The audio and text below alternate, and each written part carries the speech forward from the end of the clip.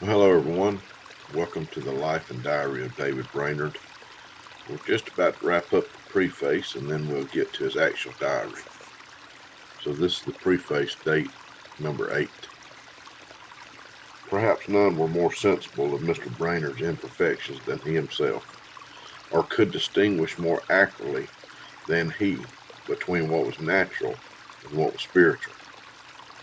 It is easy for the judicious reader to observe that his graces ripened. The religious exercise of his heart became more and more pure, and he more and more distinguishing in his judgment. The longer he lived, he had much to teach and purify him, and he failed not to make it his advantage.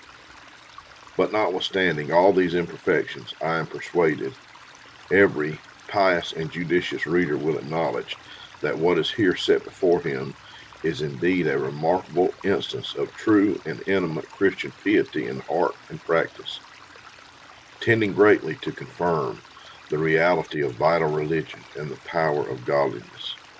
That is in most worthy of imitation, and in many ways calculated to promote the spiritual benefit of the careful observer.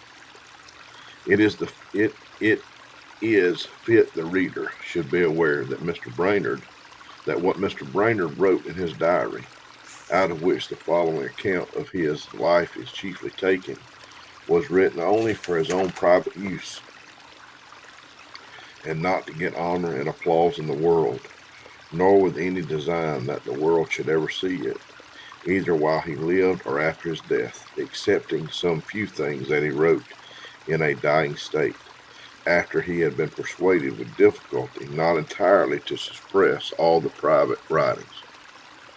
He showed himself almost invincibly adverse to the publishing of any part of his diary after his death, and he was thought to be dying at Boston. He gave the most strict peremptory orders to the contrary. But being by some of his friends there prevailed upon to withdraw so strict and absolute prohibition, that he was pleased finally to yield so far that his papers should be left in my hands, that I might dispose of them as I thought would be most for the glory of God and the interest of religion.